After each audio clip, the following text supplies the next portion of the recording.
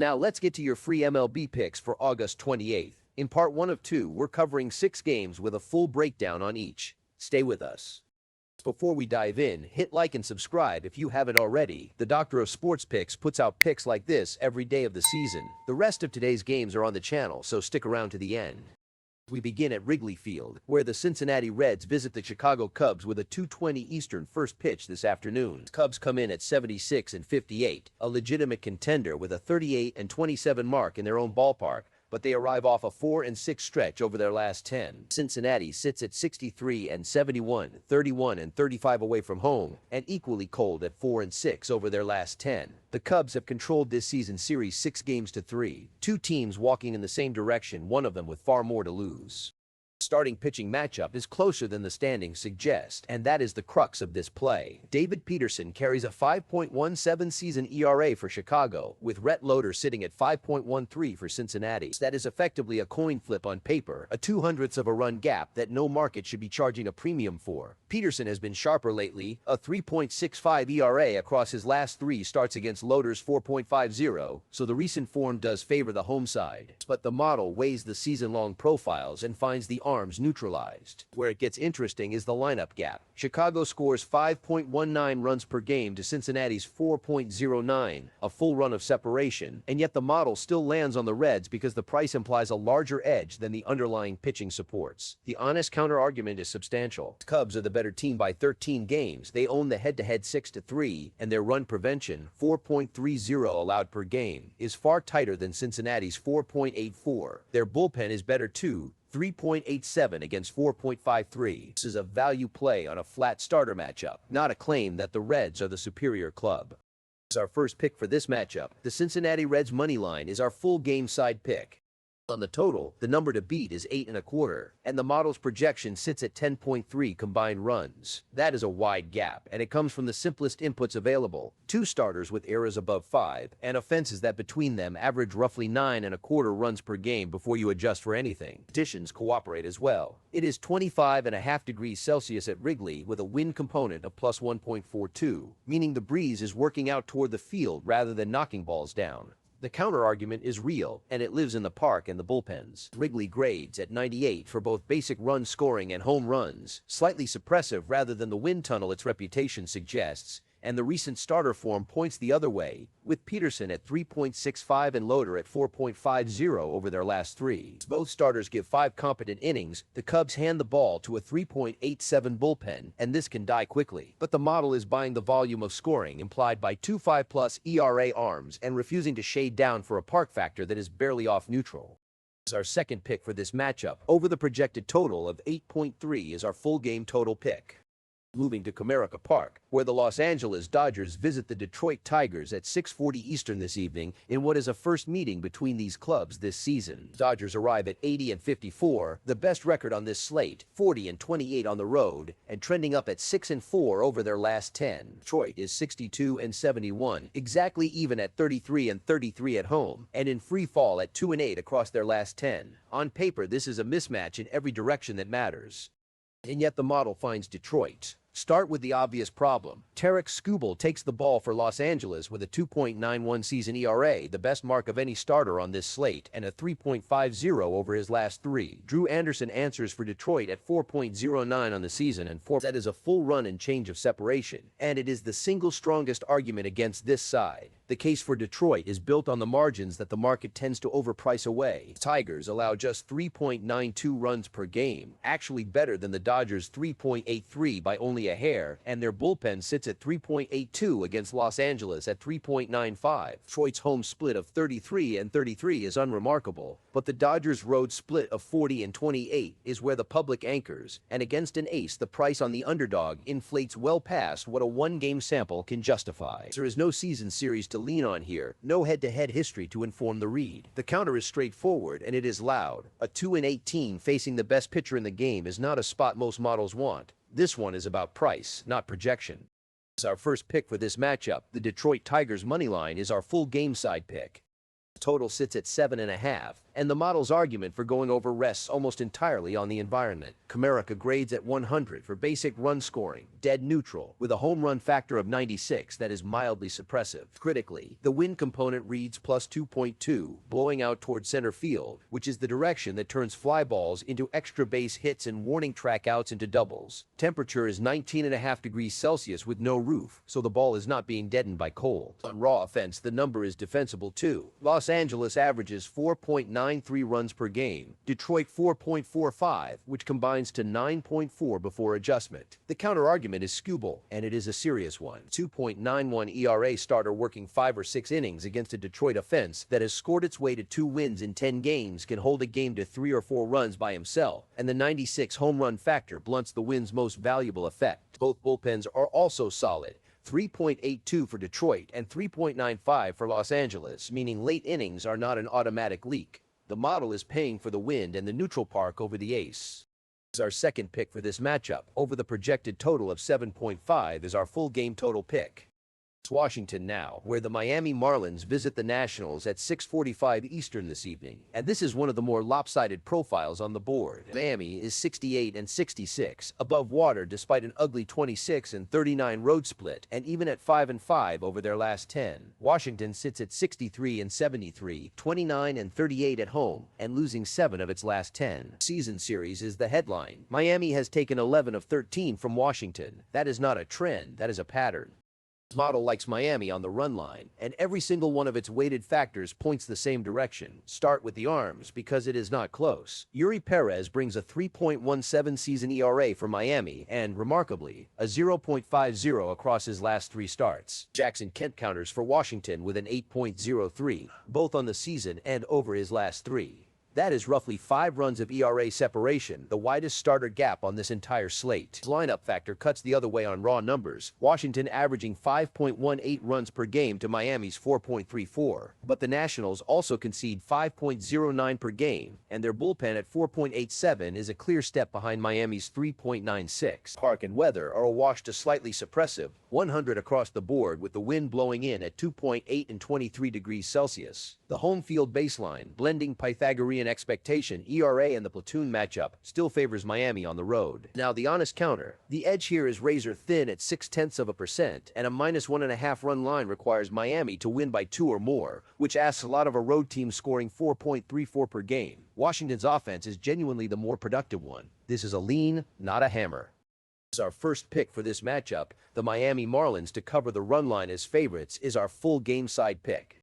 Total is 8.5, and the model projects 9.9 combined runs, which is a healthy margin. The driver is Washington's side of the ledger. Jackson Kent's 8.03 ERA is not a small leak. It is a structural problem, and behind him sits a 4.87 bullpen. Washington also allows 5.09 runs per game on the season, so this is a pitching staff that concedes volume as a matter of routine. Miami's offense at 4.34 per game does not need to be elite to clear its share against that. Nationals park grades at exactly 100 for both basic runs and home runs, so the environment neither helps nor hurts. The counter-argument is meaningful, and it starts with Yuri Perez, who has allowed half a run per 9 innings across his last 3 starts. That version shows up. Washington's 5.18 runs per game becomes theoretical, and the total has to come almost entirely from one side of the scoreboard. The wind is also blowing in at 2.8, which trims the extra base ceiling. But the model is unwilling to project a repeat of a 0.50 stretch, and it is fully willing to project the 8.03. Our second pick for this matchup, over the projected total of 8.5, is our full game total pick. Quick break. If you want the full model breakdown behind every pick, it's all live on the dashboard. Back to the games.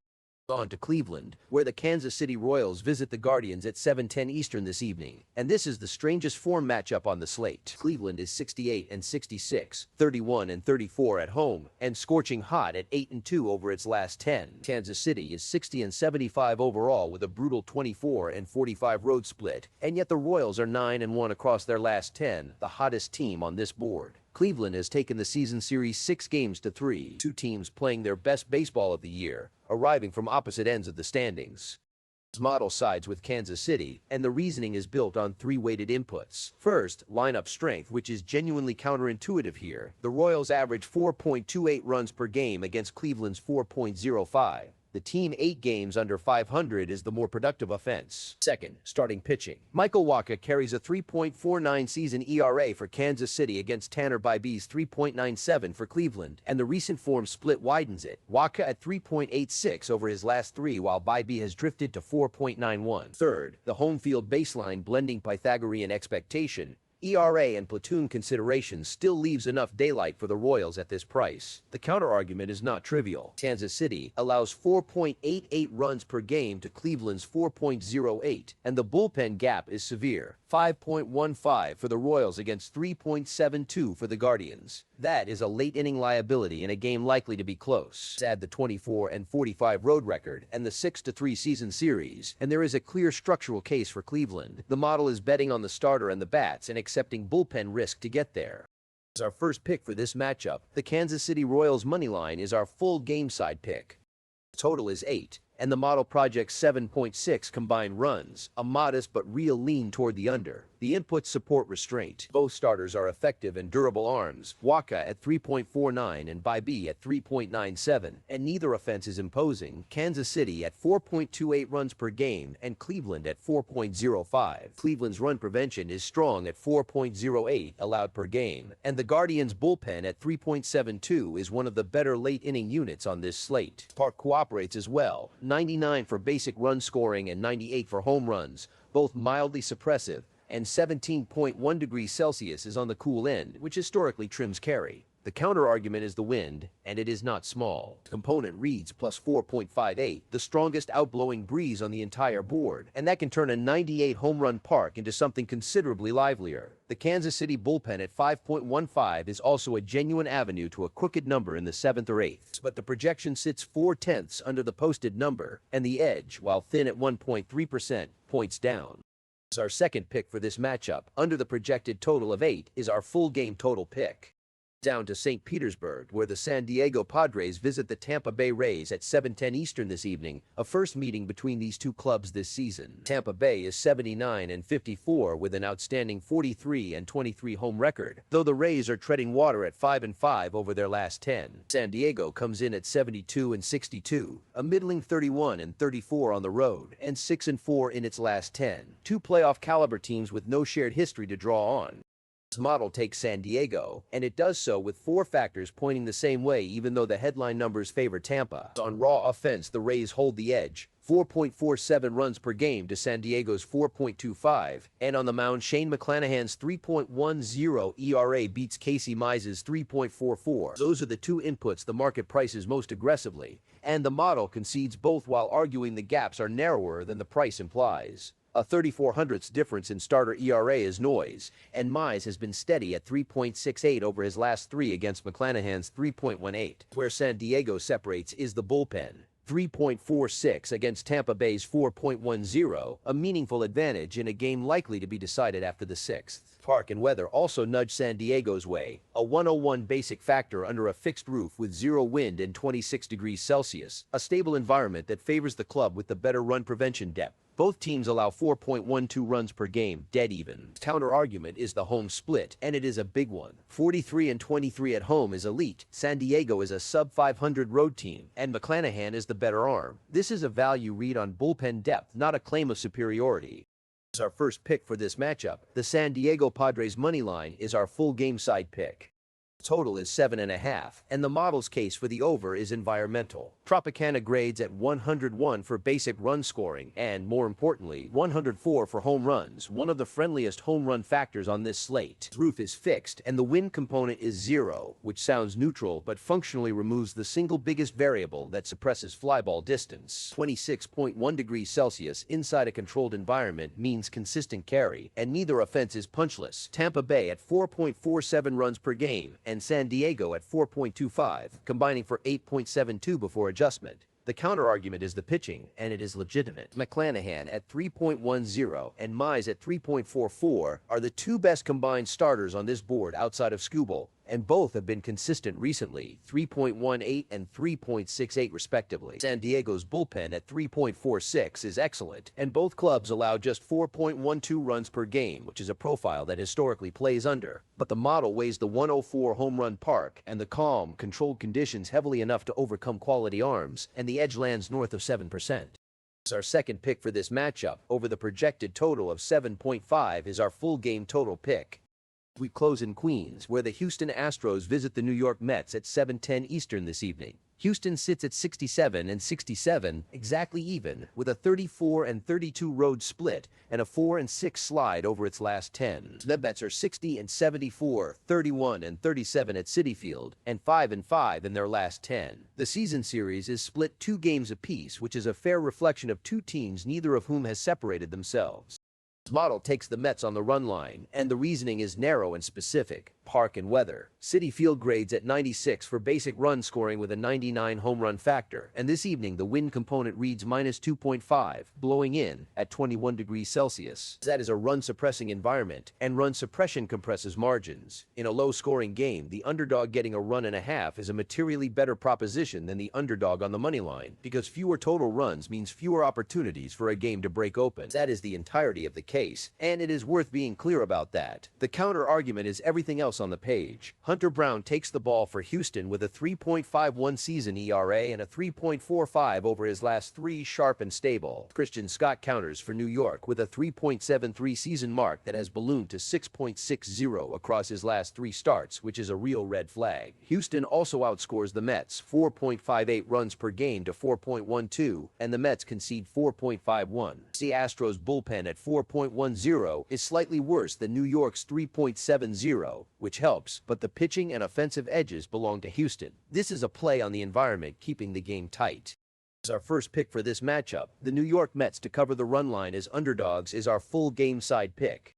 Total is 7.5, and the model projects 7.9 combined runs, which is above the number, and yet the pick leans under because 2 weighted factors both point down once the environment is properly applied. Citi Field's 96 basic factor is the most suppressive park on this slate. The home run factor sits at 99, and the wind component of -2.5 is blowing in toward the plate at 21 degrees Celsius. That combination shortens the ballpark. On the pitching side, Hunter Brown's 3.51 ERA and 3.45 recent form give Houston a genuinely reliable starter, and New York's bullpen at 3.70 is one of the stronger back ends on the board. The counter-argument is real, and it centers on Christian Scott, whose 6.60 ERA over his last 3 starts represents a live path to an early crooked number, and on Houston's offense, which averages 4.58 runs per game against a Mets team allowing 4.51. The edge here is slim, 0.9%, so treat it accordingly. But the park, the wind, and the Mets bullpen all argue for fewer runs than the market expects.